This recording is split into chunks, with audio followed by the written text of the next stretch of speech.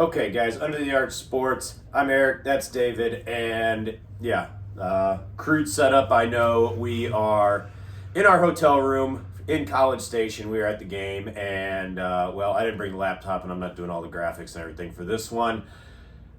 And David, Mizzou's performance didn't merit me putting any effort into this video because they didn't appear to put any effort into this game. Well, like you said, each effort receives the reward. Mizzou crushed by A&M 41-10 in a game that, honestly, if A&M would have, stayed focused and really tried to run it up, they could have scored 60, possibly. Let's start with the good. Luke Ballard punted well. Blake Craig looked pretty good on his field goals. And David, no one's going to be talking about Mizzou getting housed. Not anymore. Vandy! Yeah. Vandy knocking off Bama means no one cares about this game, so that's kind of good for Mizzou from a PR perspective, so that's good, I guess. Plus, hey, congrats to Vandy. First win over a top 5 team ever. That's wild. All right. To what we saw at Kyle Field. This thing felt like it was desperation time by the end of the first quarter. It felt over at halftime. All doubt was removed in the first play of the second half. 75-yard run for a touchdown. David, nobody played well except for the punter and the kicker. Yeah, and mentally we just folded. We had a couple bad calls offensively go against us. The defense never showed up. Yeah.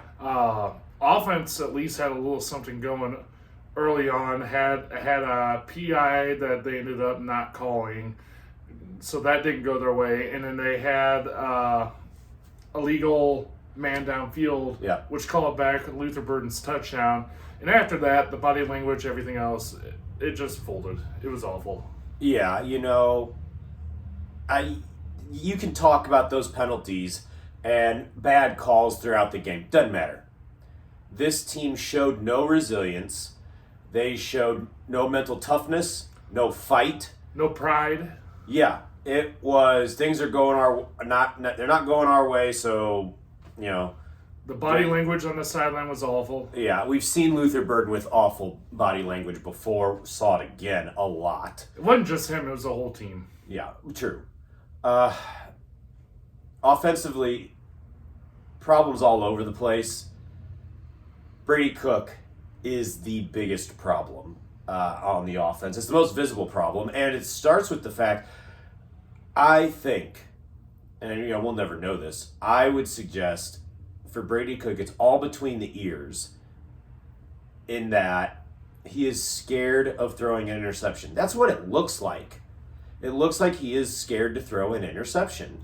And because of that, the middle of the field is just not part of the offense. Yeah, there was a StatCast that someone put out after the game. No pass attempts at all in the middle of the field. It was all to the sides. And when you're in a defense, you can focus on that. All you're expecting are out routes and go routes. No crossing patterns, no slants in the middle. It's real easy to shut down receivers if no one's going to the middle. Yeah. How do you get your big plays? A lot of times it's on a double move. Well, corners are going to get coached when they go up against Missouri. They're not going to the inside. So if they do it, it's a fake. And they're going to cut back out. So be ready for that. And Missouri becomes very easy to defend. And we saw that. And there were stretches of this game where Brady Cook, when he did have time, which was not always, he'd be looking and no one would be open. And that's because there was no separation. And part of that is because A&M's corners knew there was nothing going on in the middle of the field, so they didn't respect it. Well, and I would also say some of this comes with the accuracy of Cook, because Kirby probably doesn't even feel comfortable calling plays across the middle because of how inaccurate Cook has been. Yeah, and if Kirby Moore is having his play calling impacted by Brady Cook's inability to throw, then you have to talk about Drew Pine. You have to. Or Drake needs to talk to Kirby Moore and say, look, you have to do it. And I think that's the bigger thing, is Drake has to say, we need to use the middle of the field.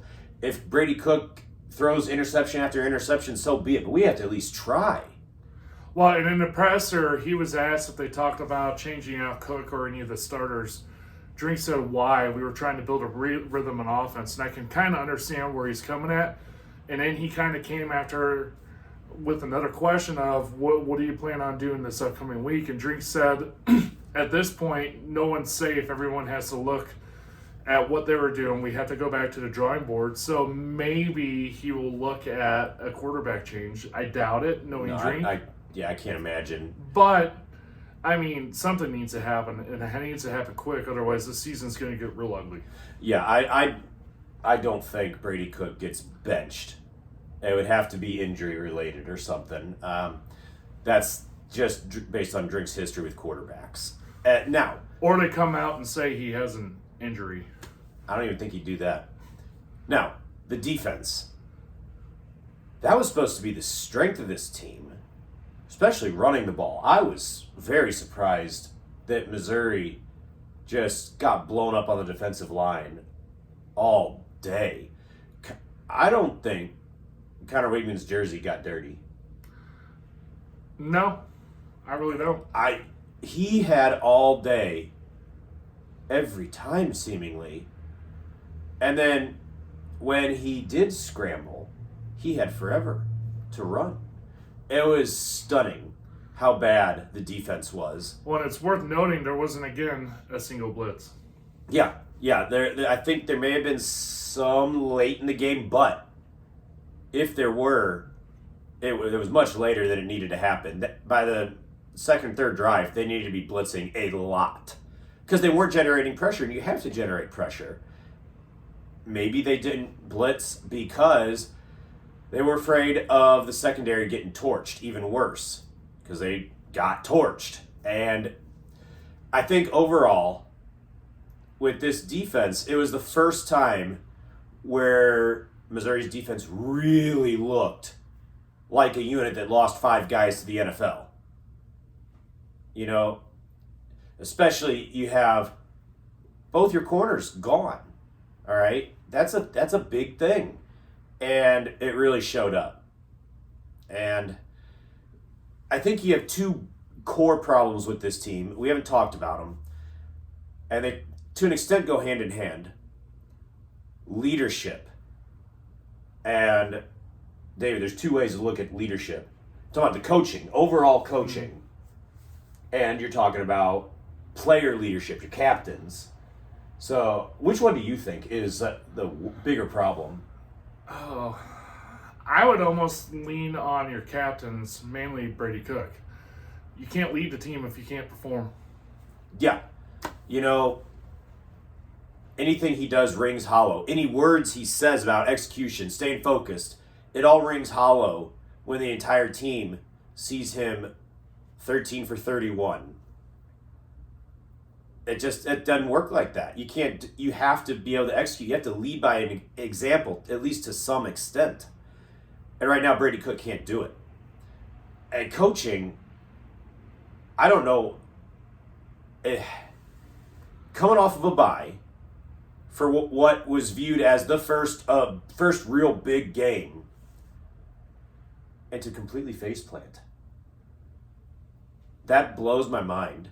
And there are so many things to critique Drake for.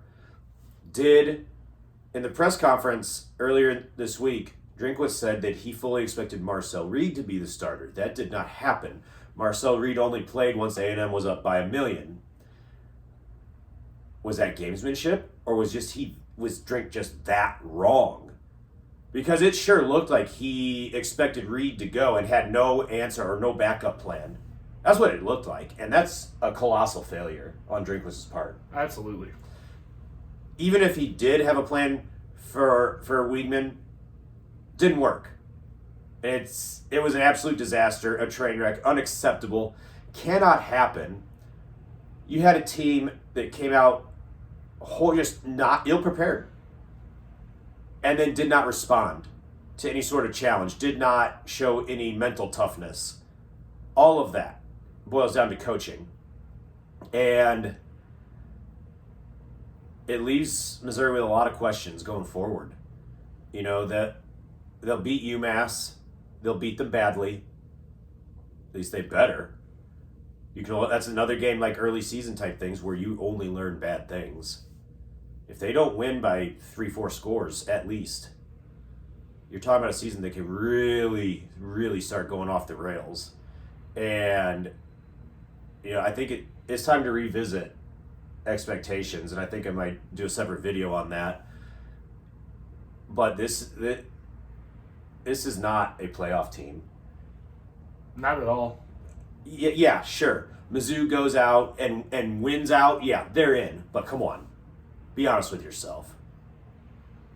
Right now, I know Bama just lost to Vandy, but you're talking about a Bama team playing Missouri in what's could be an elimination game. Every game's an elimination game now for Bama. They have to win, and they're going to feel that pressure. The effort Missouri put out today, they lose by 50 to Bama. They would lose by 50 to Vanderbilt, honestly. It was bad. The way they played. Absolute train wreck. Unacceptable. Cannot happen. And it's, an embarrassment. Just one of the biggest failures this century, I'll say, as far as expectations versus performances. Pathetic all the way around. That's really all I can say. Agreed. That's it, guys. If anybody sees this soon enough, we're going to be out in College Station, running around. Come say hi. Saw one guy at the George Bush Presidential Library, and that was cool. Good experience there if you ever make it down here. That's it. We'll preview UMass. We'll talk about Mizzou and see if they can't turn this thing around and start playing like a top 25 team. Because right now they don't look like one. Anything else you got? No, not at all. Stay safe. See you guys later.